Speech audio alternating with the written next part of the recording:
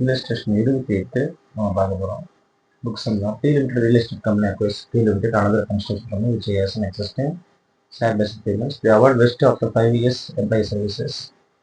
At the acquisition date company, yes, employees have rendered 2 years of services. None of them awards are vested at the acquisition date. P did not replace the existing share-based agreement, but reducing the period from 3 years to 2 years. Company determines market-based award acquisition date is 500 rupees.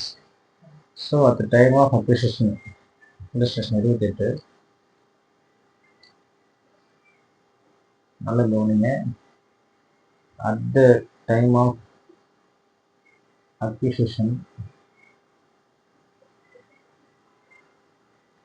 500 rupees share based payments இருக்கு.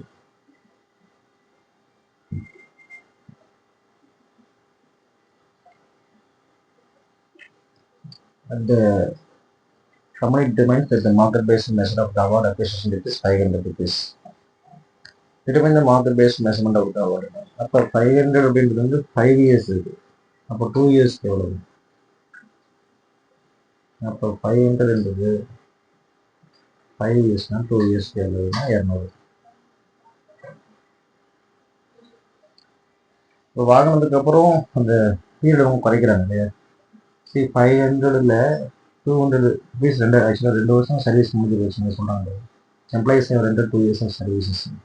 அப்போ 2 years service முடிஞ்சிச்சுன்னா 200 முடிஞ்சுது.